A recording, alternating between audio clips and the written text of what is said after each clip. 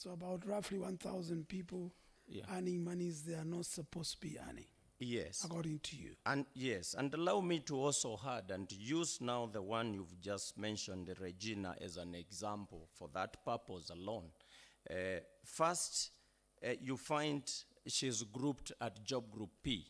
So it does appear that these allowances go along the grades. Because I have seen some who have less. I think 25 is the highest. So it requires you to be at job group P. It is important to check how Regina arrives at job group P. First, when she was engaged to work, she was placed in job group M. And she was in the human resource, she was a human resource officer. But somewhere along the way, she was redesignated to a position that did not exist in my view, to be a sub-county. Which position? Deputy sub-county administrator. So that way she found a way to job group P. So up to there, you can see for a long time, she earns a salary at job group P when she's actually supposed to be at job group J. The difference in terms of money, you can place it upwards of 50,000. And if you pick 1,000 people doing that, you'll be talking about 600 million per year. I mean, those are the kind of figures we are talking about here. Earning at job group P for a long time, and then sometime just before in the month of August, July, August, again she was placed in job group Q. Yeah. Q. Yeah. Point of order, Mr. Chair. Perhaps before the witness proceeds, I can see now new allegations have been brought before this House that were not part of the motion. We will not have adequate response to that because we never got instructions as regards to these issues of promotion moving from one stage to the other one.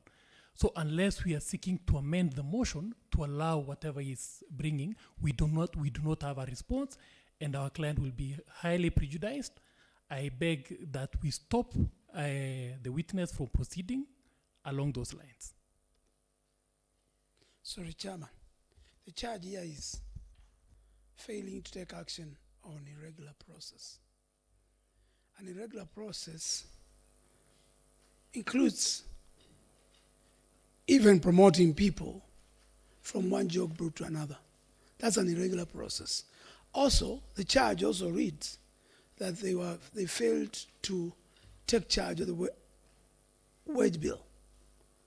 So I think what the witness is trying to explain is the reason behind the growing wage bill. That may be so, Mr. Chair, but unfortunately, when you now bring specific allegations, because that was a wide topic, when you now bring specific allegations in those topics, then we are prejudiced. We do not have a way of responding or getting our clients to respond to that specific, because there was a specific issue under that topic that was being addressed. Now, when we want to use that blanket to allow the witness to say anything, then unfortunately we'll be prejudiced.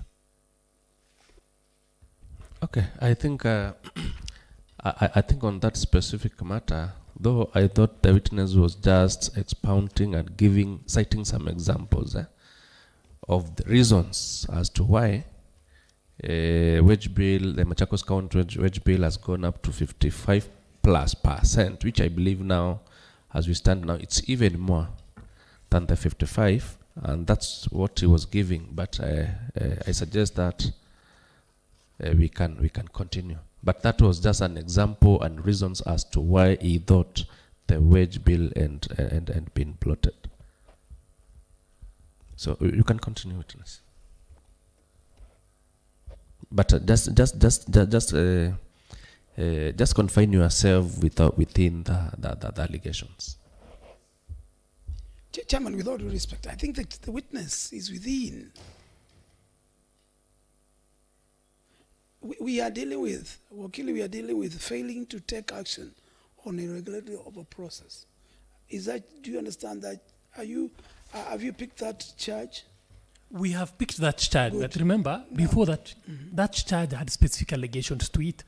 So, when you now bring in the issue, for example, where the daughter had been mentioned was on the issue of allowances. But remember now what the witness is presenting is for promotions from one category to the other. Okay, fair enough. Fair enough. I hear you. Now let's go back to the extraneous allowances. I want us to really look at that issue. Let's not talk about the promotions. That's fine. We were going to address. Fair, Yes. fair. Wakili, calm down. The extraneous allowance, I wanted to be very clear to this section that we have got people who are earning money which they don't deserve to have. Is that what you're saying? Yes, that is what I'm And saying. one of the person enjoying that facility is the daughter of George Kyokoloka. That is true. Exactly. Yeah. So I rest my case on that. And we have got over 1,000 employees who are enjoying allowances which they are not supposed to enjoy. And again, I is true. oppose the issue of Hold on, 1,000. Wakili. Please address through the chair. I'm the one on the chair. You can pick it up somewhere. Let me take us my thought process. And we have got over 1,000 employees enjoying that extraneous allowances which are irregular. Fair enough? Yes, that's true. Thank you. Chairman, I raise my case. Chair, I will be opposed. My apologies. Through the chair, Franklin, that staff. Yes. That staff, when she was earning that extraneous allowance, she was in which job group? On which position? She said to have been serving on what office? Deputy Sub-County Administrator. Deputy Sub-County Administrator. And practically, is that the position she works at? There? Is that the position she works at in the county? No, she's never been to any sub-county in this county of Machakos. She's in the offices here even now. Thank you. Okay, thank you. I think we can now proceed to the next. Okay, through the chair, Yes. another allegation, Franklin, Yes. failure to evaluate and report to the county assembly on the extent to which the values and principles referred to is Article 10 and 232 of the Constitution are compiled with in County Public Service, that George Kyoko Luka has violated Section 59, 1F of the County Government Act 2012 that requires the board to report on the extent to which the values and principles referred to in Article 10 and 232 are compiled with to the County Assembly. The chairperson of the County Public Service Board has presided over a board that has never reported to the County Assembly on the extent to which the values and principles referred to in Article 10 and 232 are compiled to the County Assembly. Yes, Mheshimiwa. I would want to answer that question in, just this way, that it is yes and no. Yes takes more weight, in my view, because we have never sat purposely to give that the importance that it deserves. But I do remember one time, I think last year or December, a report that I have a copy was presented here. And when I went through it, it looked like, a template picked from somewhere and inserted the details, many of them that were not consistent with what we've been doing. So that's how I will answer that. Thank Yes. you. I also want to believe that you are not a witness to that allegation, because it majorly touches on county assembly, and so the county assembly will provide for that. Well, good. Yeah. Okay. Thank you. Going to the next. Oh, you had something to say? Yes, I don't know whether we have a chance to also ask questions to the witness, because now he is a witness against. Yes. Yes. So if that is the case, allow us then to do a bit of cross-examination on those issues. Or probably you could just note somewhere, because we only have another one allegation, then now we'll give you a chance to ask questions. As long as the witness will still be here, we are comfortable. Yes, he will be here. Thank you. Okay. Franklin, it's alleged that one George Kyokoluka and procedurally conferred a benefit by purporting to allocate an official vehicle to the vice chairperson, KBX 810T, for the single purpose of facilitating the hiring of her son, who is called Samson Sereka, as a driver. Consequently, he was hired on a 3-year contract at Job Group D. The officer was not qualified for the job. That's one. And 2, let me just ask, because there are 2 questions. 2, that he facilitated the hiring of 9 other officers, among them, son of the vice chairperson, Mrs. Celia Binya Sereka, being Boniface Mutunkei Sereka of ID number 2996-1233. Through abuse of delegated authority, on 6th August 2020, the officers were employed on contract effective from 4th January 2021 to September 2022. The son was employed at an entry level of Job Group K without the necessary qualifications, and on the 5th October 2021, in a meeting convened and chaired by the vice chairperson, who happens to be the mother of Boniface Mutunkei, the terms of 9 officers were illegally changed to permanent and pensionable terms. This is without regard to the fact that the officers were all being employed in an constitutional office whose term was to end in September 2022. So I think you can answer both. Yes, I do confirm that it to be true. The first one being that the act of allocating a vehicle to the vice chair, which was not even his duty, facilitated an illegality. The son was hired.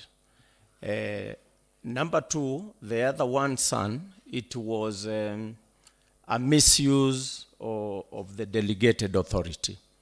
9 officers were brought on board, and the motivating factor there was nepotism, because the son was there, and we hired them, or they were hired by the board, so to speak, for the office of deputy governor, which would have had to run its constitutional term, which was going to end 30th September 2022. But after about 7 months, 8 months to be precise, now the mother of the 2 boys convened a meeting under her chairperson, and now changed the terms of employment from contract to permanent and pensionable. So even as we sit here now, we are paying officers, 9 officers, who we wouldn't have needed because they were to the office of the deputy governor. And in order to, because there's something you may not be able to pick very quickly, this now son was placed in Job Group K when she didn't have qualifications. Job Group K, and the position was Communication Officer 1. So when the mother sat down to change terms, she again placed the same son to Communication Officer 2. There is a difference because 1 earns 38,270.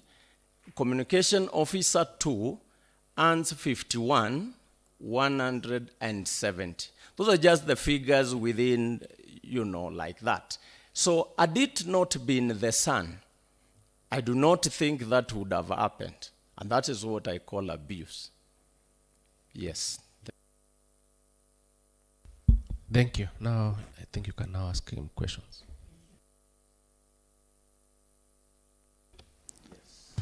You've made representations before this committee.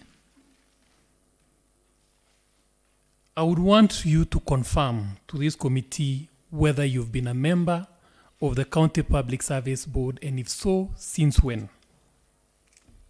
It's true, I have been a member since the 4th March 2020 until now. Thank you. One of the allegations that you've made before this honorable committee is that Mr. George Kioko Luka presided over the reinstatement of 4 officers who were illegally reinstated. 4 officers. You remember saying so? I do. You do? Yes. Are you aware that there was a judgment that was issued on this matter? Yes, and read it through. You've read it? Yeah. Are you aware that the county attorney, who was at that time the chief officer legal affairs, who I believe is seated right behind you, did an opinion to the County Public Service Board advising that the 4 officers be reinstated? Are you aware of that?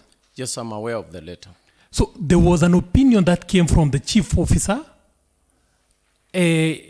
directing that the same be reinstated.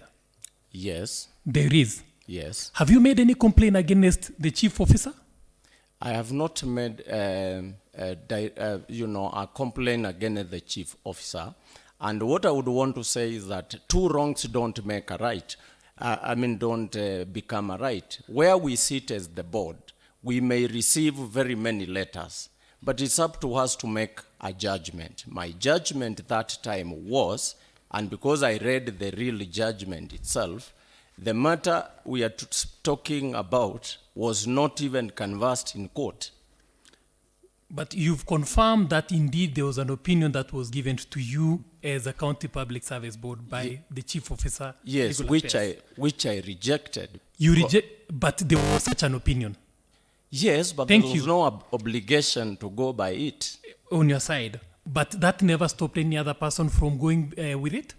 Yes, apart from the chair. Thank you. That's all. Through the chair. Yes. I'm asking, the accusation here is these 4 officers were never, from the beginning of the whole preside, they were never staff of the county of Machakos.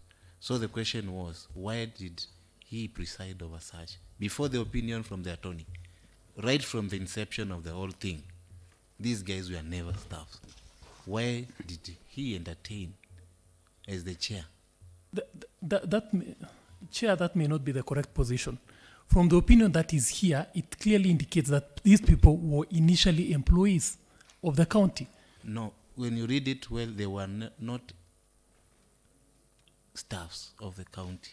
They were before devolution. This thing was, I believe it was before devolution. The case which we are on to be determined, to be applied in this case. So initially, they were not staff of the county. I believe that's subject to different interpretation. That could be your interpretation, but the interpretation by the chair is very clear that these people are officers, and that's why they even sought an opinion. Officers, but from which organ?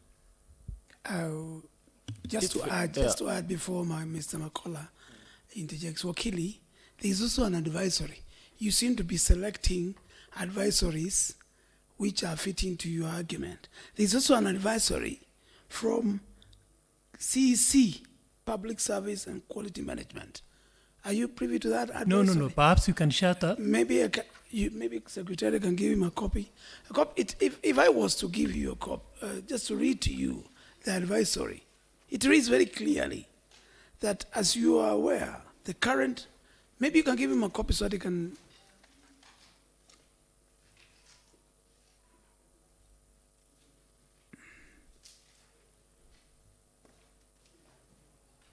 It's from Kimeu, dated. You can, yes. Just go to the last page. The last page of that advisory. You are there? Yes, yes. I even think it's on your file. No, it's okay. Let me guide him to, he has it now. And as you are aware, you are there?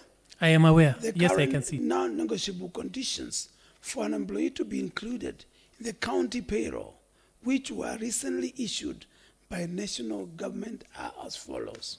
1, Yes. authority to recruit, a letter from County Public Service Board, approval for a specific department to recruit required staff. B, confirmation of funding, a letter from County Treasury confirming budget funding provision for a department to carry out the recruitment. 3, list of appointees, authority letter from County Public Service Board with a list of appointed staff.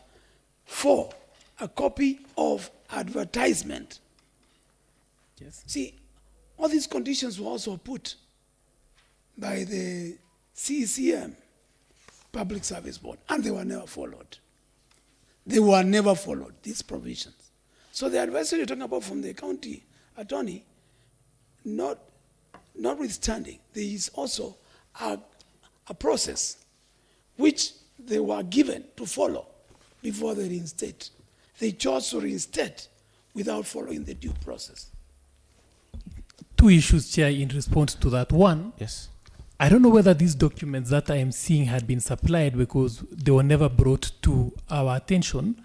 So this is the first time that we are seeing this. So I doubt whether the accusations that were leveled against our client, these documents supporting those allegations were actually given to them. Because had they been given to them, perhaps we would have seen this beforehand. So perhaps just a clarification on whether that was done so that we know. Sorry, Wakili. You know, ignorance in defense is not law. It's not on defense. Your client should have given you all these documents when you're coming to present them. What I'm telling you is that as we have a charge against Kyoko Luka as a chairman, what you as a Wakili should be telling us is that these allegations are not true based on this. Now we have given you documents showing that the process was not followed. So it is now, we can supply you the documents. No Chair, ignorance of the law is no defense. Ignorance of facts is defense. This is not law. This is a fact. Okay, the fact is that the due process, Wakili, was not followed as per the advisory by the county, the CCM Public Service Quality Management Act. It is up to us to make that judgment based on this letter and advisory. So I wanted you to not to zero down on the advisory from the county attorney. There were other documents. In fact, there are other documents which I can also give you, showing that they did not follow the due process. Chair, Actually, through the chair, when you read that advisory, it is not new instructions. It is a reminder that even the commission is aware of this process. So the CCM is just reminding them, because you can hear, as you are also aware. So you don't need to have this document to apply it, because it's a process that you should know as a commissioner and as the chair of the commission. Chair, perhaps the only question that I was seeking a clarification on was whether these documents were supplied to our client. First of all, if I was to get that clarification, whether it's a yes or a no. 2, I am well aware that Article 52 of the Constitution is very clear that every accused is entitled to the documents and charges in particularity, specificity, and they should be sufficient so that you don't surprise somebody who appears before you. These documents, I believe, should have been supplied so that it doesn't look like a witch hunt. Sorry, Chairman. That is a very strong statement by the Wakili. We are not witch hunting anybody here. This letter is written to the Secretary of the County Public Service Board. Are you trying to remove the chairman from the County Public Service Board. We are not rechanting yet. Please don't come with that mentality. We are only saying this letter is addressed to Secretary / CEO, County Public Service Board, which George Kyoko Luka is the chairman. So when he was giving you a brief, he should have told you I received this letter through my secretary. Chair, we have no. Let me withdraw first of all the use of the time. Which Exactly. I was pushing for you to withdraw. I have. Please. Okay, let's hear from him. No, he needs to withdraw that. We are not rechanting anybody here. I have made it clear that I've withdrawn that statement. Thank but you. allow me then to ask. Because when we are seated here, I am not George Kyoko Luka. I am a representative of George Kyoko Luka. I depend on the information that he gives me. I am sitting in his position as his representative. Now, when I get these documents on the floor of the House, when I'm making a response, honestly, I think I'll be highly prejudiced. That's why I wanted a clarification so that I know whether it's the fault of my client for failing to supply us with these documents when we were preparing the response. So, Chairman, does the Wakili need more time to digest this letter? No, I think on that, I think the allegations were there in the motion, the allegations. So you ought to have come with enough documents for the same. Because the allegations were there. Through the chair, at the same time, if Wakili you distance yourself from Kyoko Luka, then that means you should not answer for him. Chair, there's a difference between making a representation that some of these documents that are being presented here are new to us and distancing ourselves. We are here because of him. So we needed to have seen these documents. That, I believe, is the basic tenet of the Constitution, that a party should be informed in advance of all the charges against. So Wakili, do you need more time to digest this information? Do you want us to give you 10 minutes to digest it? Or do you want us to still proceed? Because we are here to give anyone fair hearing. Do you want more time to digest this? No, Mheshimiwa, I think on that one, the issue at hand, the allegations were the motion. Yeah. So they ought to have come with all the documents. Prepared. I don't think there is a need to give more time because it was there. It could have come well prepared. He has seen the document with us, and probably you could have gotten all these documents even before coming to this select committee. So we can proceed. Mr. Makola, you've also indicated that there was a list that was shared through your emails, right? That's true. Is that list before this honorable committee? It is. Can I also get a confirmation whether the list has been supplied to this committee, because we do not have it?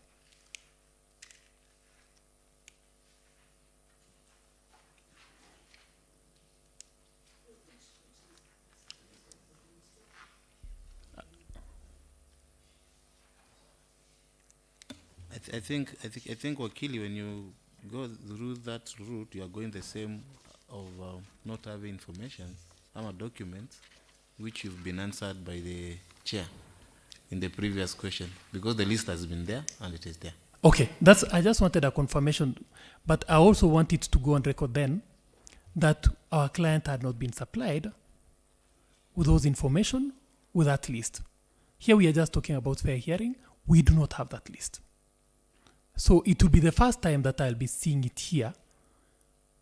Who is supposed to source this information for you? When you go to instructions, I thought you should have gotten time to source for the information of the allegations, because the offices have been open for everybody to collect information. When you accuse somebody, it's upon the accuser to produce the evidence that they seek to rely on in accusing that person. It's not for the accused person to come with any documents. First of all, you give the documents, then now the accused person will come with documents in self-defense. So it's not for him to go and look for a list that according to him is not there. The list should have been supplied. That's all what we are saying. So we only want these objections to go on record that these documents were not supplied. That's all. Chairman, I can see what Wakili is driving at. He's trying to drive to the point that he is not privy to any information previous information which his client should have provided to him. Your client has been the chairman of County Public Service Board. Your client sits in this board. Your client chairs this board. Your client has a secretary and CEO. For you to have come to represent him, the honors of proving defense should have been on your client, not us. I think But and also, I think your client has responded to those allegations. In fact, to some extent, supporting that he couldn't advertise those positions afresh, and yet the advert is there. Yeah, he did the advert. He advertised, but in his response, what I can see is saying that, and if I can read. He's saying there was never such a list of prepared officers, and the recruitment was done procedurally, right? As per the law. Yes. As evidenced by 2 cabinet approvals and 2 request letters which confirmed availability of budget and vacancies. Under Article 201D, that states public funds should be used in a prudent way. A good one, in a prudent way. Yes. But now is not quoting the 55% of the wage bill. But on this one is stating in a prudent way. So we could not advertise afresh because we picked from the existing pool of doctors. Can we give you a copy of the advertisement that he made, or the same said doctors? Perhaps it's a misunderstanding of what is indicated there. What the chair is saying in that was they made an advertisement. When they were making the advertisement, the request from the user department was that they needed 20 doctors. Subsequently, the user requested for an additional 6 more doctors. That's 5 plus 1 surgeon. At that time, they had not conducted the interviews. So, what was the point of advertising again? Yet you've already advertised, you've not done the interviews. So what you only needed to do was to expand from the initial 20 in the same interviews, because you've called people for interviews, you've called a pool of, let's say, 100 people. Now, the user is now saying, I don't need 20, I need 26. Okili, we are not dealing with Ajuakali. We're dealing with the government funds and government procedures. No one has a right to make that decision. What it should have done is to advertise for additional positions. No one has the right to add any more slots in already advertised positions. You can't.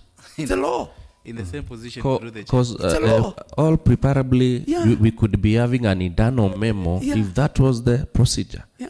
Did he furnish you with an internal memo over the same? And through the chair, do you accept that the board added unknown number, unaccounted for number, which needed money to pay these guys? That's why I'm saying. Where you want to tell me they could also go to the finance and say, pay these people? So that means there was no control. It is an open check. No, Chair, I think you did not get what I was saying. What I was saying was the Public Service Board does not sit on its own to appoint people. There must be a request from the user department. Your advocate, you said, your words were, what was the need for another advertisement? That's what I'm driving at. That's what I'm trying to explain. This is what happens. The user department, now being the Department of Health, made a request that they needed 20, right? That's the first request. Once that request was done, an advertisement was sent out that we are selecting doctors. Good. So now you are in agreement that there was an advertisement, Yes. right? That was not the issue. Before these interviews are done, remember there's an advert saying we only need 20. Before the advertisement is done, the same user department, the Department of Health, sent a further request that there is now an addition. They now request an addition. That's the Department of Health. This is not the board. The only thing the board does is to first confirm that there is sufficient funds there is sufficient funds to pay all these people that we are now recruiting. Once that confirmation comes, the confirmation now indicates at that point, remember, no interviews have been done, that they need 26. So you want to we want to say, once an interview is made public, there is room behind the scenes to add your numbers. Because the public, and remember this is a public office, serving the public, the public knew only 20. And people applied knowing that we have only 20 slots. Yes. Then from another angle, another 6 comes in. So how did you open this check? I believe it should be a closed check in that we want 20 and 20 for now. It's not something you are going to think overnight. That that user thinks overnight, oh, today we need 20, tomorrow, we need 26. I mean, is it in order according to you? Yes. You are thinking, is it in order? It is in order. In the darkness, you had more people, more numbers. It's not in the darkness. Here, the only challenge would have come in. Not would have come in. That is in.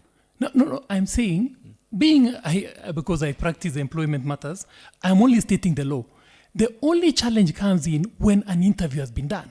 At this point, no interview has been done. But no one is being prejudiced because assuming... what did the public know at that point? The public knows it's 20. Okay. But you see, if the public knows it's 20, there's nothing that stops all these people from applying at that point. Even if, let's say, 100 people would have applied, even if the initial list was 26, the same people would have applied. You are not coming to say there's now a change because initially 20, I did not apply because there was supposed to be 26. You have accepted it was procedural to add numbers. It was not procedural. Way above what has been advertised. Chair? Okay, so my question is, so we've agreed that we have all in unison agreed that the positions were advertised. Yes. But from your client's submissions is saying that we could not advertise afresh because we picked from the existing pool of doctors. I think that is now where there's a misunderstanding. This advertisement that we are talking about is the same live, let me call it live, because at that time no interviews have been done. So this one that they are saying did not advertise afresh was for these additional 6. Let me explain like this, Chair. This committee requires 5 people as the assistants. You make an advert saying we need 5.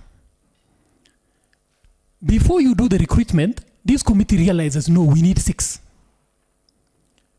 What do? These people have just applied. You've not done the interviews. So basically, in your interviews, you only take 6. What's the point of now making another new advertisement saying there's 6? Who is going to be prejudiced?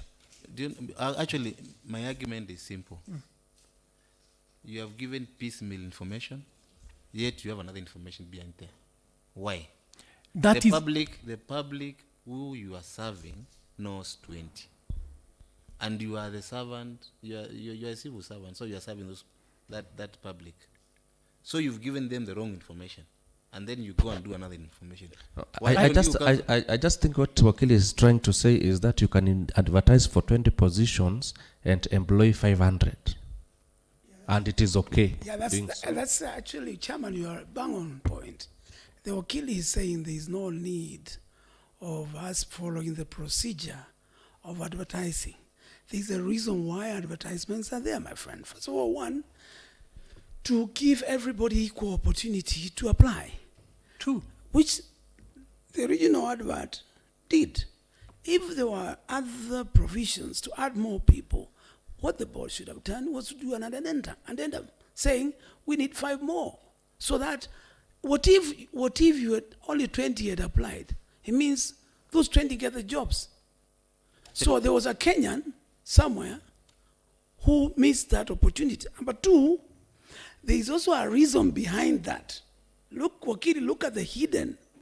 What was behind the chairman's mind?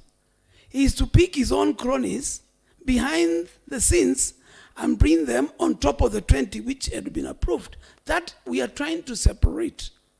Hear me, Wakili, and calm down, please. Okay, Wakili, as you just answer that, then we proceed because of time. We are 20 minutes late. Let me add this, which is a bit practical. Just the other day, the board advertised for, was it CEOs? CEOs. CECs. CEOs. Then CEOs. CEOs. Then mid somewhere, 23 of them. they came and advertised again. They said guys should apply again. And it was from the same, my understanding was that it was from the same situation. They had to redo it again. Because, is it they wanted more? Or Yes, they wanted to hand some and change some names. and change some names.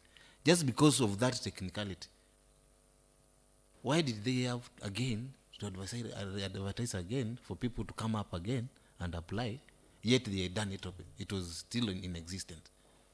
So why did they not do it during that time of the doctors, but come and do it the other day?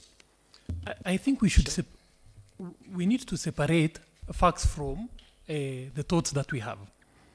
The facts here are, at that point when these additional 6 is needed, first of all, it did not come from the board itself. It came from the user committee. It came from the Department of Health. They are not the people to say we need, the board is not the people to say we need this number of people. Chair, please allow me to say something. Yes. Sometimes I've been wondering whether I'm entitled to point of orders and all that, because I would have shed some light. I want to say that I am not a lawyer, but I'm sufficiently educated. I listened to that conversation and I want to speak from the inside. First of all, this list was circulated before the advert. And in fact, the list was for like about 40 doctors that were needed. Then in between, the budget could only allow for 20. It is after that that the advertisement went up for 20 and 1 surgeon. So we were working towards a certain goal because of some, some conditions. And that is what we would have had to do up to the end. So it's not like the user department asked for 20 and then they have again to go and, like that. The straight happenings at that time was that the doctors required were even more than 20, but the budget could not allow.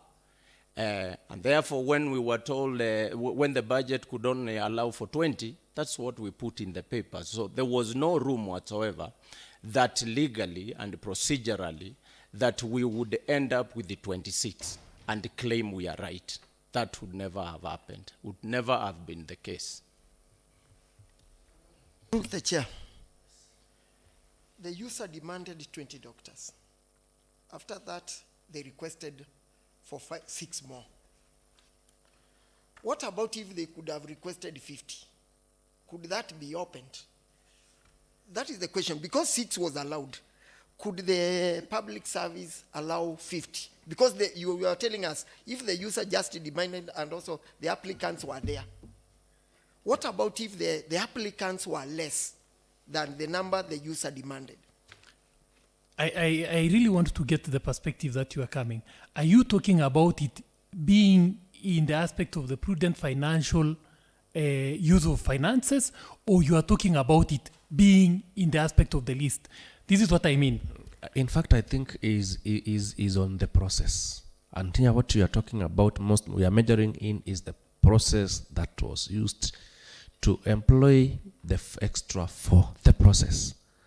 Those other things, in fact, we are not so much interested on them. But the process was the process, right?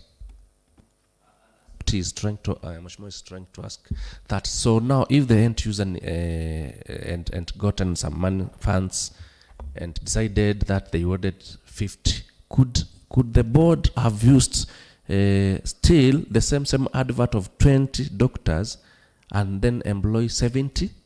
I think that is not what Mashmo is asking. My question. To me, that answer will always depend on the number of the applicants. At that point, it will depend on the number of applicants. If we have a list of applicants of 200 people and you only need 6 people, what's the point of re-advertising so that the same people who had applied applies? Actually, through the chair, and I'm sorry to say this, when we engage the advocate, we'll engage him the whole day. That's why I wanted us to And I want to proceed. apply to a policy which is in the insurance industry, which says you should not accept liability. Whether even if you are the one who have hit it, you should not accept their liability. So I would request, with all respect, because we have heard the advocate say they wanted 20 and they went and agreed to have more 6, and at the same time there was no need to re-advertise, even though it was a public affair. So why don't you end it at there and we go to the next part? Precisely, much more. I think we should But in proceed. short, Kindly. on that question is what Mr. Makola has said. They needed 20 because of the budget. They ended up employing additional without the budget. And that leads us to the question of the wage bill. Another question, and this goes to Franklin Makola. Yes. Being a member of that public service board, was this issue of the user demanding 6 brought in your committee? And what was the outcome from your committee? The straight answer for that is that it was never that case. That was never the case. That request never came. So we are dealing with something that was never there. Through the chair, kindly. This question goes to Mr. Makola. We had an email that was sent to the committee members. I read herewith is the list of health staff from the CEC Health recommended for recruitment. So we had some of the applicants who are already recommended before the process. Are you aware of that? Let me request you to come again. There was an email written, this was around April 26 of 2021. Dear members, herewith is the list of health staff from the CEC Health recommended for recruitment.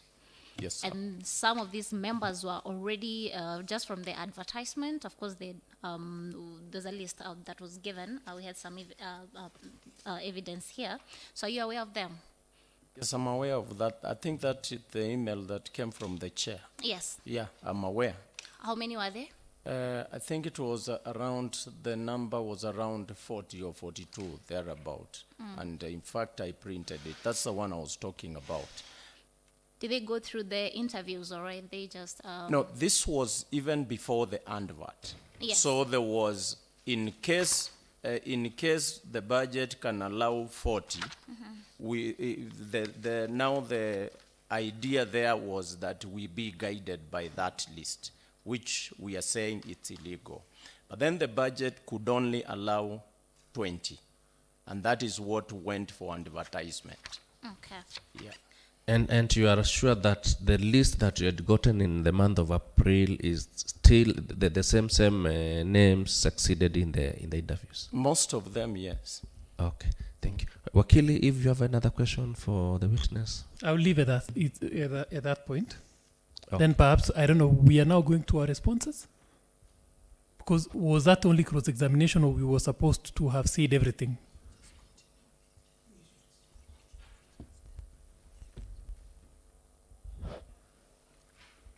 Chairman, allow me to just say one small thing.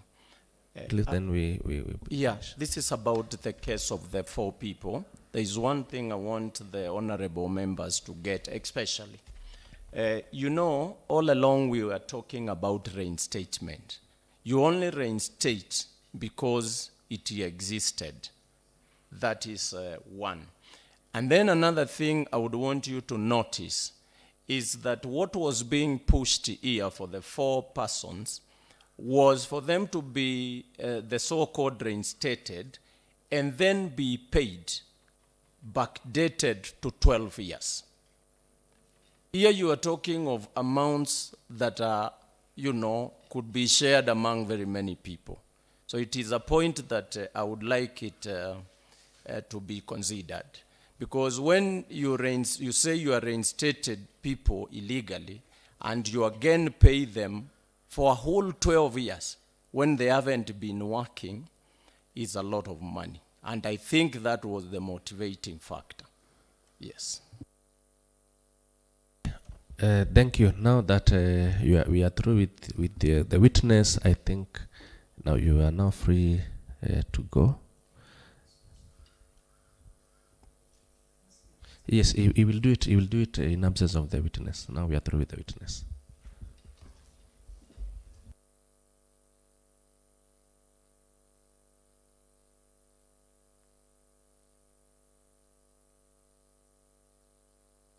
Chair, there are a few issues that perhaps we are not responded to that we may just then need to respond directly to the entire committee, unless you are saying that you will go by our responses here. But there are a few issues like, for example, the issue of the board substantive accounting officer. That one we've not addressed. We've not addressed the issue of vehicle allocation to the vice chair. You still want to interrogate the witness over that issue? No. We just want to make presentations to this board on the same. So allow me, because we had already interrogated the witness on the first two issues, which we will now leave it to this committee to make a decision on. We now go to the issue of a board substantive accounting officer. Chair, the law has always been that for any commission, the secretary of that commission is always the CEO of the commission. I'll give you an example. All the constitutional commissions that we have, all of them, and in fact, this is a constitutional requirement. It's not an issue that we are just trying to make as an issue of fact, which is very clear. If you look at Article 250(12) of the Constitution, it says very clearly that there shall be a secretary to each commission who shall be appointed by the commission, and the chief executive, who shall be appointed by the commission and be the chief executive officer of the commission. All commissions that we have in this country do not have a separate accounting officer as a secretary different from the accounting officer. The CEO is always the secretary. And perhaps, if you will notice, we've attached a circular that was passed by the Transition Authority, making it very clear that the commission secretary, the County Public Service Board, they're very clear that being a replica of the Public Service Commission at the county level, the secretary is usually the head of the secretariat, CEO, and the accounting officer. So the secretary who is there did not allocate himself that duty. It's the law. What is that circular? I don't know whether you've received page 7. Page 7. If you look at go to page. Yes, 7. now at page. It's page 9. Mine is page 7. I don't know whether. 7. Transition 7. Authority. Yes. Now, if you go to page 8, paragraph 2. Page 8. Mm-hmm. Paragraph 2. You will look at what the Transition Authority was saying. And this is applicable in all the other counties, where you do not appoint a different CEO different from the secretary. And that's actually what's happening here. So to accuse then the chair or the secretary of being in that office illegally is a derogation of both the law and this circular. Proceed. I will leave that one. Yes. At that point, then perhaps you can interrogate it later on. Now, the issue of recruitment of the 9 officers. These 9 officers were not recruited directly by the County Public Service Board. They were recruited through a delegated authority to the office of the Deputy Governor. So this appointment was done by the office of the Deputy Governor. The County Public Service Board can give delegated authority to any institutions to appoint. That's what they've even done now as we speak. But more importantly, this is a matter that had been a subject of discussion before this House. I believe in the previous assembly, you will see annexed to the secretaries. No, it may not be annexed to this one for the chair, but it's been an issue that has been subject to discussion. The appointment of those 9 officers was subject, and that actually this same issue that is now alive before this House was discussed at that point. So I don't know whether this committee would want to then revisit the discussion that and recommendations, because there was an issue of discussion and recommendation by this House. I don't know how this House usually proceeds when a matter had initially been discussed by the same assembly. Whether it should still be a live issue, I don't know. You can reintroduce any matter motion to the House after 6 months. That's number one. And again, over that same issue, that you've said the 9 officers' powers were delegated to the DG then.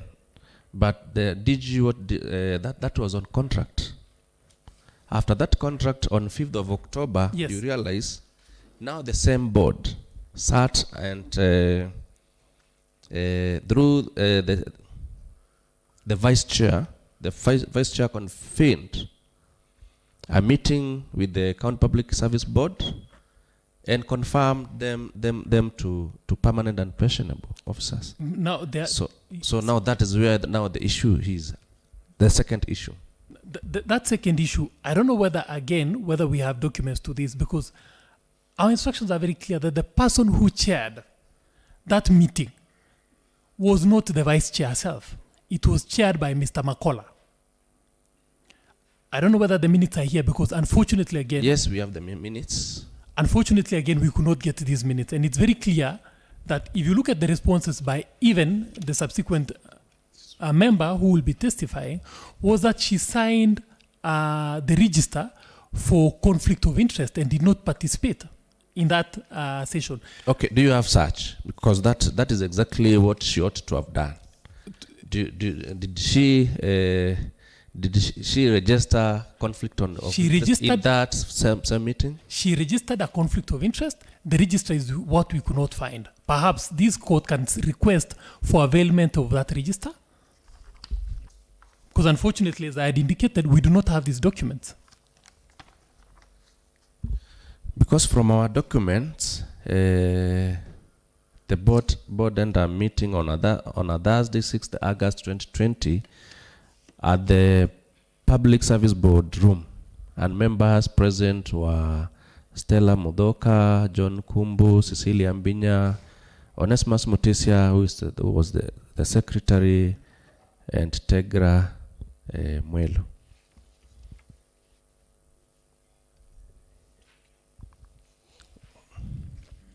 So, and that's the meeting.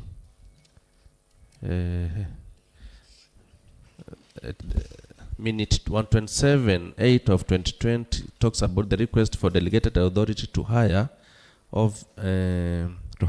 from the office of the deputy governor, and that was accorded by that committee. Yes.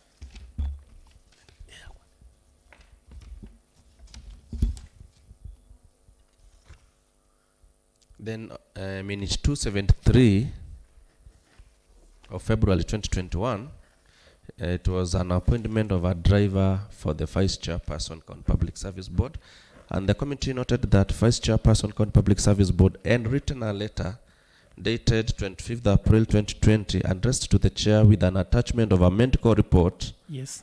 Supporting he couldn't drive herself.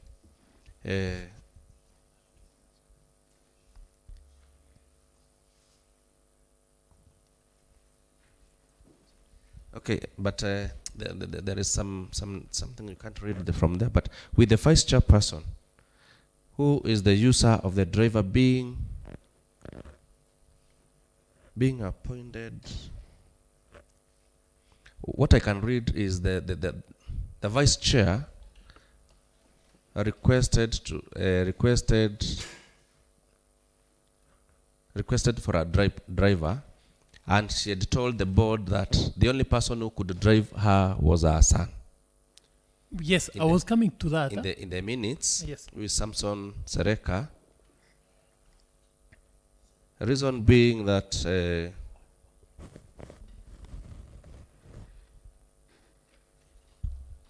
she said that her son it is her son who could only drive her, and the board agreed that they are going to employ him at job group D.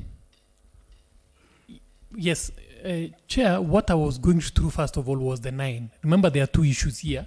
There's the issue of the 9, and then now we come to the issue of the son who became the driver. What I'm talking about is about the 9. When we talk about the delegated authority, this delegated authority was given to the office of the deputy governor. Subsequently, because there are two issues, there are two board meetings. The first one to approve, and then the second one was now to confirm to permanent. That's the one that I'm talking about, Mr. Makola having been the chair of that committee that approved. The confirmation of all these were not only the 9, they confirmed almost 1,000 who on contract.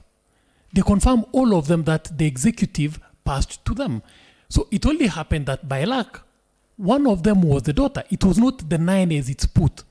So the 9, first of all, that we need to be very clear, there was a delegated authority to the office of the deputy governor. It's not an appointment by the County Public Service Board. The son is appointed amongst the 9.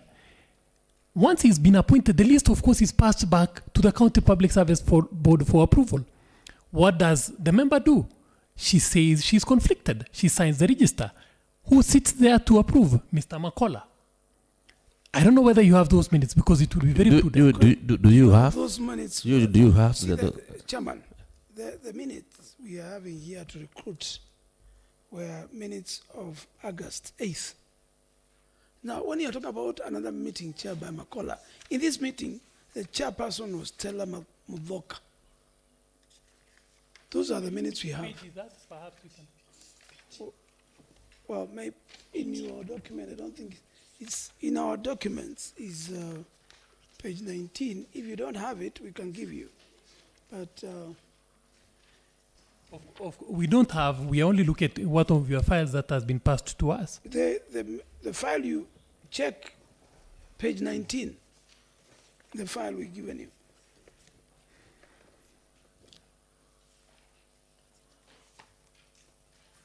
Minutes of 8th August 2020.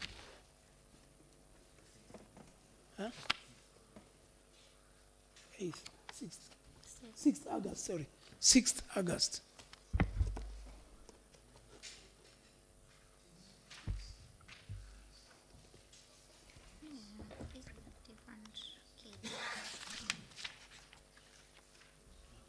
On the same note, Chair, through the Chair, I'm asking, this is after the sons were employed. So the question would be the process of employing the son. Yes. Not at this stage it's past our question.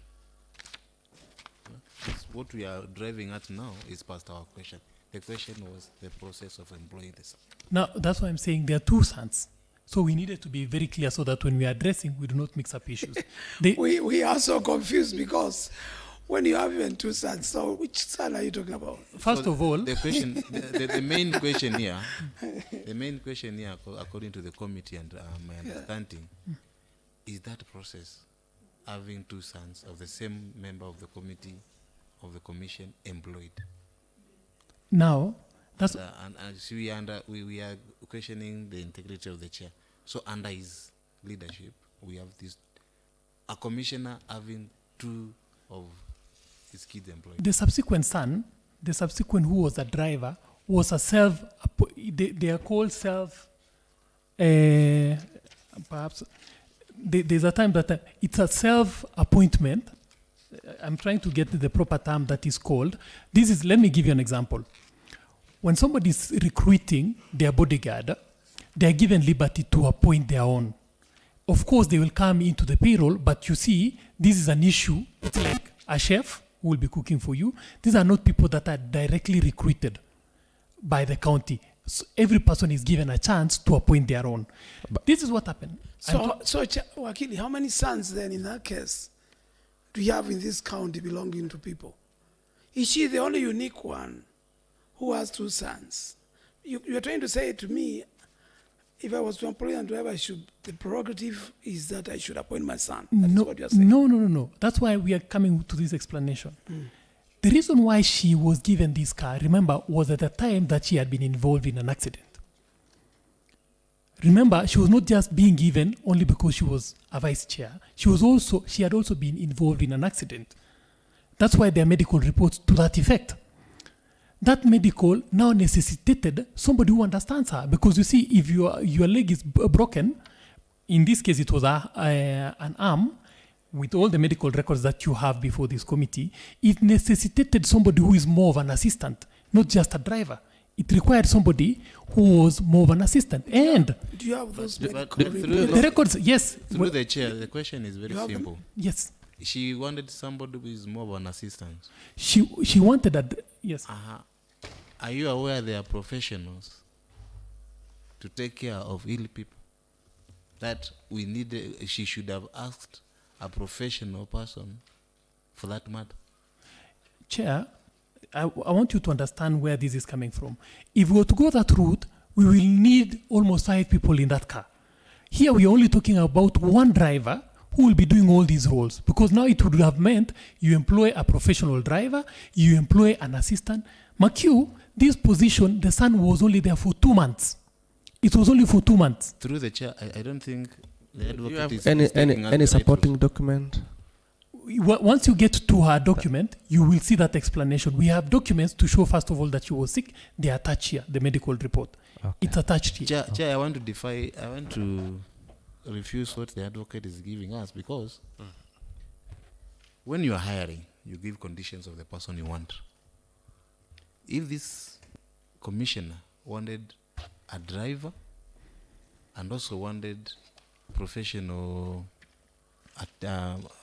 attendance, she should have asked for somebody who can take care of her situation and who is also a driver.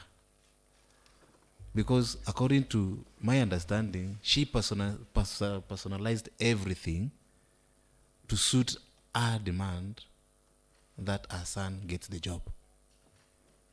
Yet it should have come to the public that we have a vacancy of this nature, thereby somebody wants some medical attention, specialized medical attention, and the medical attendant should also be a qualified driver. Why didn't we go that route? That's what I'm saying. There's what we call, in this case, it was called driver to self. These are specialized categories of people that somebody is usually entitled to appoint on their own. That it's not only specifically in this scenario. But even if you go back to what you were saying about bodyguard,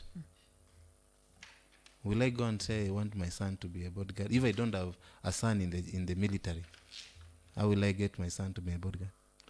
You see now, you are bringing in... Because what I'm trying to zero in is, the main point here was not even according to what is coming out of this, was not a medical status. The main point here was employment. It was not a matter of, I need a driver, I need a specialized. The point here was, away my son will come in employment. Exactly. And in this case, she is a lady. If it is only a mother, very pertinent situation, we could be talking of a daughter, not a son, to take care of them. I think if probably you are answering that, you can answer so that we may get this. We may go to the next person. It's getting too late. So as you answer that one for Mheshimiwa, I think it will be the last one. And again, do you know the car KBX 810T was just towed to the County Public Service Board just to pretend that the board entered a car?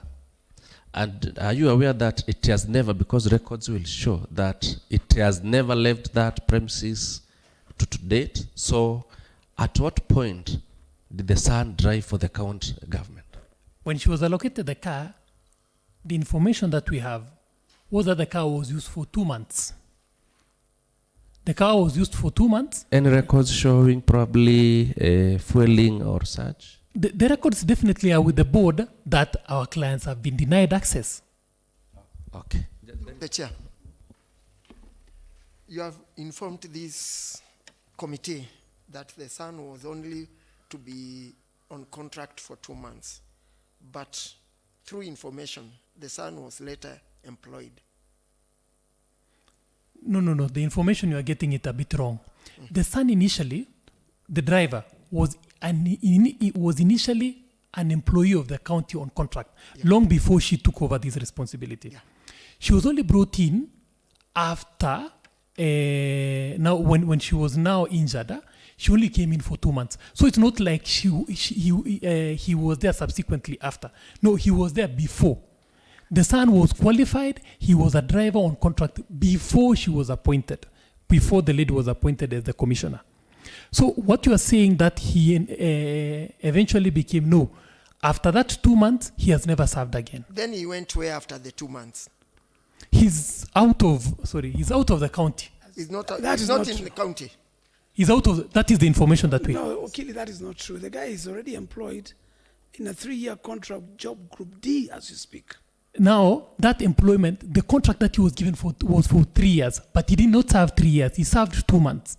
It was only because he was only brought in to drive the mother. When the car that they had been allocated broke down, he was declared redundant. Is Samson Sereka an employee of county government of Machakos, yes or no? No. Answer, according to you, is At no. that point, According to you, hold on, Mheshimiwa. According to you, Samson Sereka is not an employee of this county. According to me, yes, he's not. Let's rest the matter there.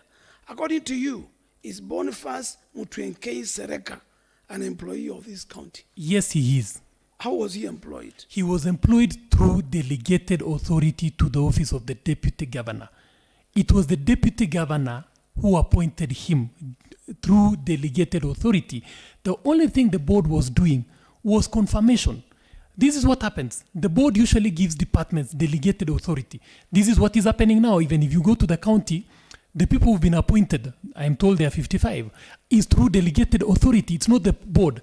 Then what the board does, once you've appointed, you take it back to the board to confirm that we've appointed these people and these are their papers. If it's in order, they are taken in. Are you aware, Okili, and let's go slowly by slowly. Are you aware that the son was employed at which entry group was he employed at? You see? Job group.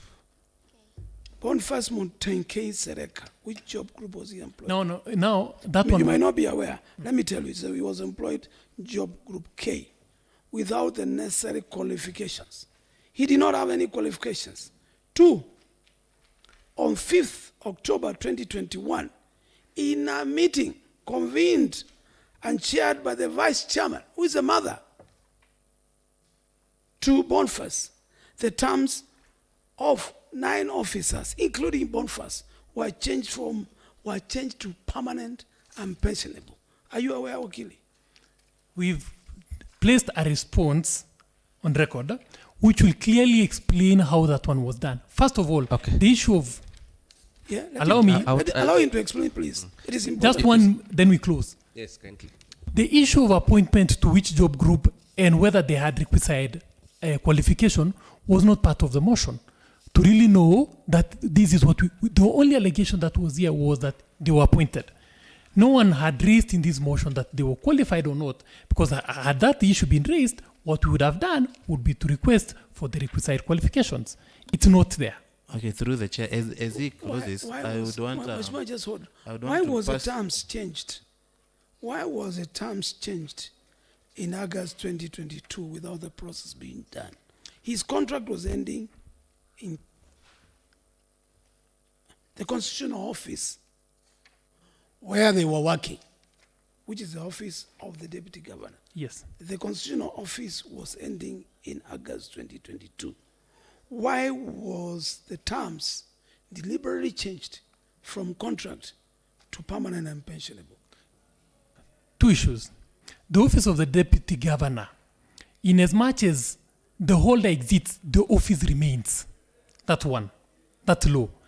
Two, the terms changing was not an issue that was dealt with. It was a cabinet decision that was communicated to the board. Once the cabinet approves and says, look, we have the money, it's not for the board to ask, why are you changing the terms? It's only for them to ask, is there sufficient money to pay these people? Because the reason why people are usually placed on contract is because of monetary constraints. It's a decision by the executive to appoint people or make people change the terms of these people. What is the procedure according to you? My last question, Chair. Yes. What is the procedure of changing people from contract to permanent and pensionable? According to you. You just wake up in the morning and change people to permanent and pensionable. You see, Do you think there's a procedure or there's a process? Once somebody is employed, if you look at the Employment Act or the County Government Act on issues of employment, you do not now have to interview the same people to recruit them as permanent. All you need to do is they use a committee to say, look, these are people who've been working with us. We have sufficient money. Don't you think there could have been other Kenyans? I think members, we need to close this because I am very sure it is coming again. Yeah. Now with the vice chair. Chair, I've only The same issue will come kindly. Let's allow. Let me add two as a close. Kind. One to the advocate. He's saying, it's a matter of saying, we have been having this person in employment, so you can promote him. I believe there are grades, recommendation given by the supervisor who has been dealing with this person. So we should expect that to have been forwarded to the commission to show that this person can be promoted. Two, as you close, the main point here is how the commission has been handling its matters. And I want to give you this written statement here. That Samson Senenka was the only driver she could trust with her life. And that is from a commissioner handling county public matters. The only driver she could trust with her life. I end there.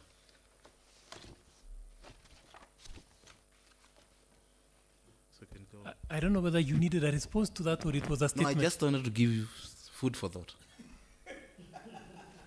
And I believe if you knew the background of why the son was taken as the driver, I've explained. But There are yes, medical records. we are saying in Machakos County, how many drivers do we have in Machakos County? I may not have the number, but I know. Yes, but the statement is Samson Sereka was the only driver she could trust with her life. I don't think we should debate more on that. Over and above that, as we conclude, because I would rather like that we conclude. You've just said that the issue of necessary qualifications for this son was not raised, but I am very sure, 100% that it was raised in that very motion. It was there, so probably you could have come with some records over the same. Number one, and number two. These officers were contractual and they were to serve in the office of deputy governor, right? Yes. On a contract. Yes. And their contract was meant to end on September 2022. You can tell why it was meant to end on that date, because the appointing authority knew that by that time we were to have transition. To be precise, their contract was to end somewhere 6th. Sorry, not 6th. to end in August 2022, was to end August 2022. But because it was a period of transition, they were given to 22nd of September. Reason being, it was a transition time. It is known. But because they knew there was that transition, that's why their terms changed to permanent and pensionable in that same office. So on that one, I think it is clear. Probably because the same case I know it's going to come. Can you kindly furnish the committee with the necessary documents? Probably, because these are personal documents that probably should, because the committee or the motion mover outlined very well that the son did not have qualifications for job group K. I believe here we are talking about two sons. Now here on this case, it's on the son who is already a county employee. Now not the one who was employed on job group D. Thank you. So I request we wind up on this and adjourn this committee now. Sorry? Has he addressed the issue of the wage bill? Yes. If you look at paragraph G of our response, You did. we've made it very clear that the issue of wage bill, it's not under the mandate of the County Public Service Board. It's the executive and its chief accounting officers. Kindly quote which law if that's the case. Because according to me, the functions of County Public Service Board, it's very well outlined. Wakili. I can read the functions of the County Public Service Board. Yes. Section 59 of the County Government Act. Yes. Establish and abolish officers in the County Public Service. One. Appoint persons to hold and act in offices of the County Public Service, including the boards of cities and urban areas within the county. Exercise disciplinary control over and remove persons holding or acting in those offices. Prepare regular report for submissions to the board, to the County Assembly on the execution of the functions. Promote the County Public Service values and principles. Evaluate and report to the County Assembly on the extent to which the values and principles in Articles 10 and 232 are complied. Facilitate the development of coherent, integrated human resource planning, budgeting for personnel and monuments. Advise the county government on human resource management and development. Advise the county government on implementation and monitoring of national performance management system in the county. Make recommendations to SRC on behalf of the county government on remuneration, pensions, and gratuities for the county public service. So you can check on E and H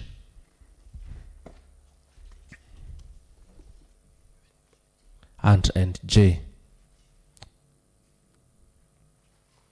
You check on E,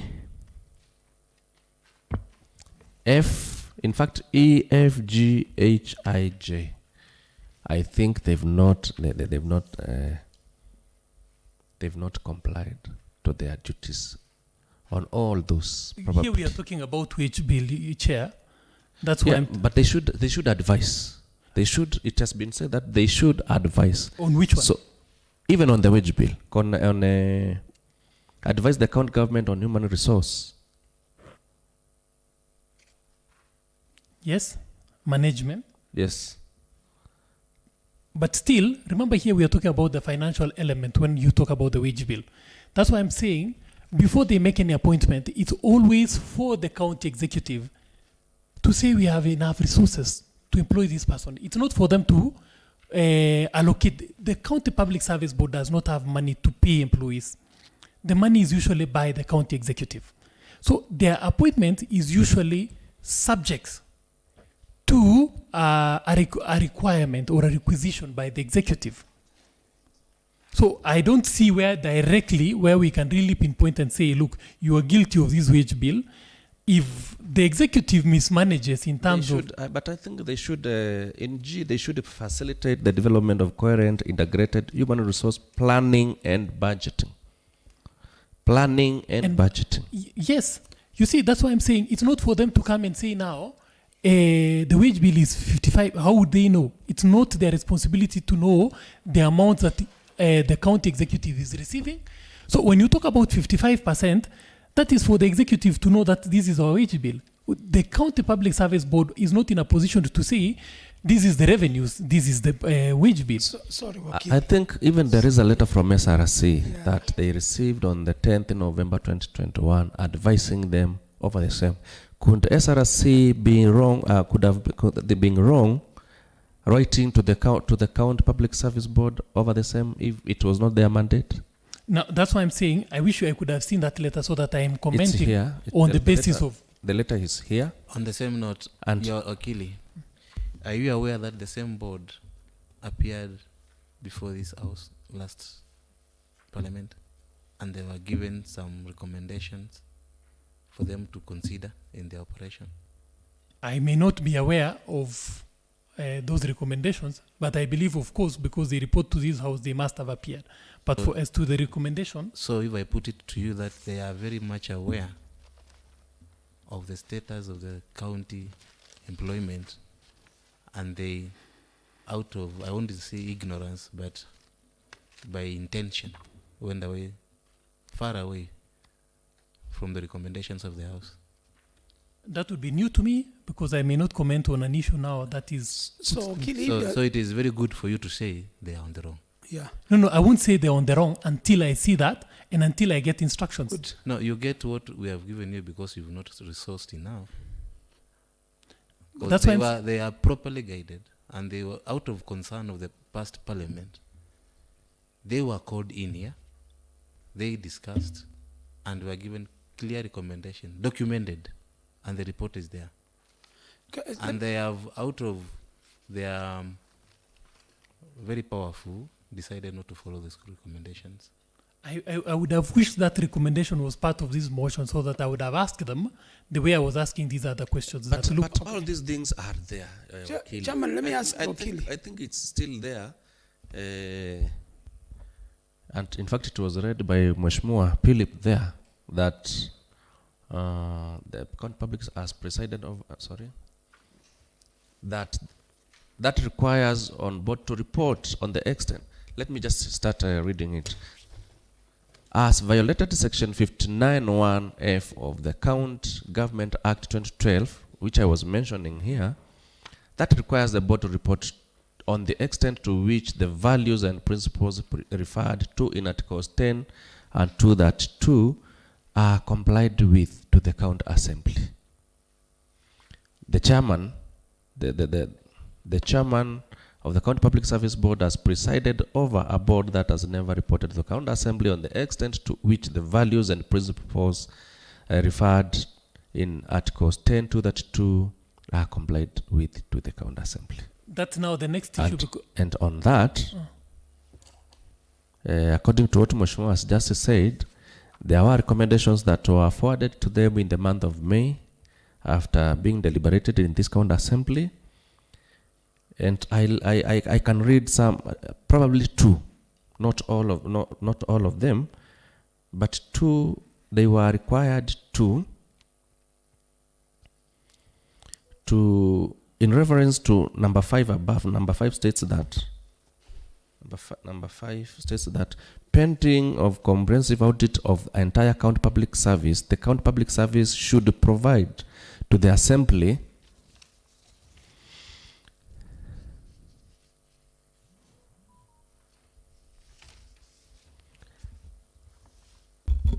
to the assembly within 60 days departmental organograms indicating the names and the number of staff per department, their qualifications, job groups, designations, workstations, salaries of all staff.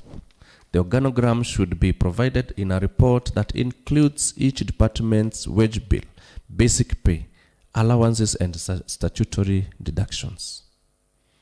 So now I go to 6 in reference to number 5 above. The committee also advises the County Public Service Board to put on hold all internal and external recruitments until the assembly receives and considers the report. right? So these are things that they've been receiving. It's not something that they do not know. And I happen to have been in this county assembly when we were appointing or approving names of that board. One of the things that that the assembly stated was about the ballooning wage bill. It is something that I'm very sure they also promised the county assembly that they would handle. So there is no way they can distance themselves from the ballooning wage bill, because that was the platform that that board used in this county assembly to be approved. Upon the appointment later, you can see the same came to this county assembly. It was addressed, the relevant committee went through the documents, and you've had some of the recommendations that were done by that committee, and it was a resolution from this county assembly. So I want to believe there are things probably that your client has not furnished you with and is quite aware of such. Chairman, before Wakili replies also, Wakili, who promotes staff in this county assembly?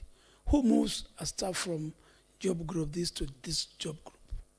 Are you talking about the county assembly, or you're talking No, about county, Machakos County, it's the staff of Machakos County. the board? The board, good. Yes. So how can you remove, how can you say they are not in charge of the wage, they cannot be held accountable for the wage bill? And they're the ones who promote somebody from earning 50,000 to 60,000. You see, I don't know where you are saying, because the response that we are putting Focus here, yourself on the question, Wakili. on It's which not- bill? You know what is a wage bill? Ballooning wage bill is the amount of money we are paying to our staff. Now, if I am a member of the board and I promote people from this job group this year to another job group next year, another job group next year, from 1 year, I can earn 3-4 times more.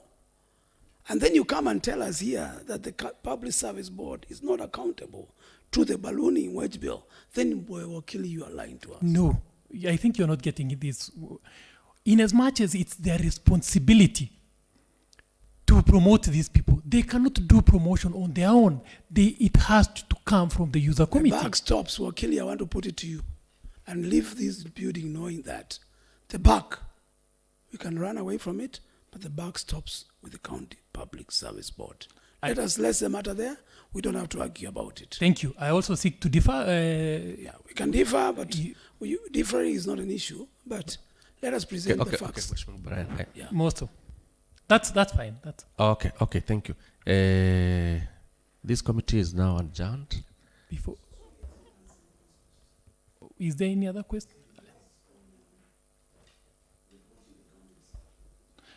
We've indicated there very clearly that the requirement is usually for annual reporting. They've been doing it on a quarterly basis.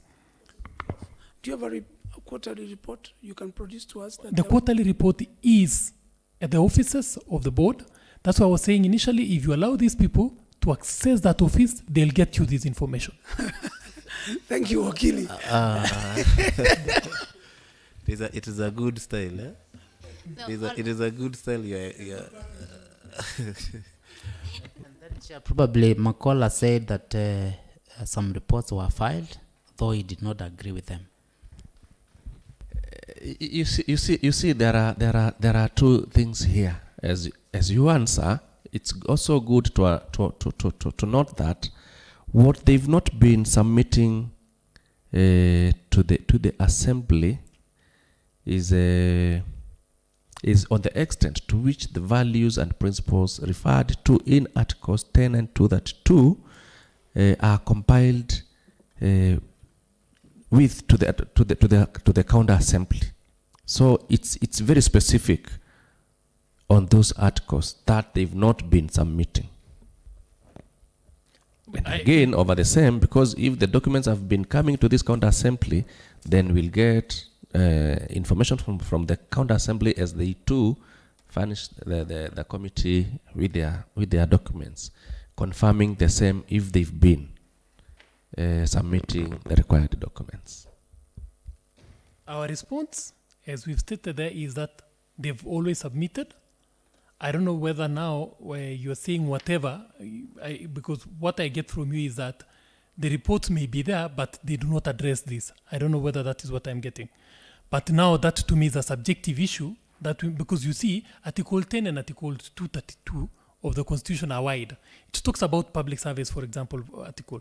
So I don't know what a report of the County Public Service Board could be reporting on if it's not on the public service. I will not, unless I see that report, then you tell me this report is not on public service. I think a report by the County Public Service Board is on public service. So it may be that you may not be satisfied with that report, but the report is prepared. Well, I'm still very sure that the same will come with the next members, with the members who are coming. So can we kindly adjourn this probably for 5-10 minutes?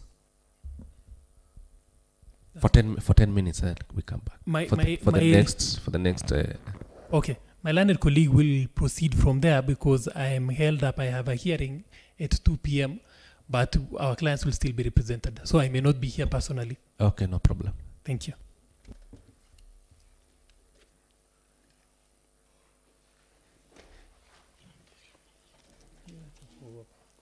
Tuende tuongee hapa.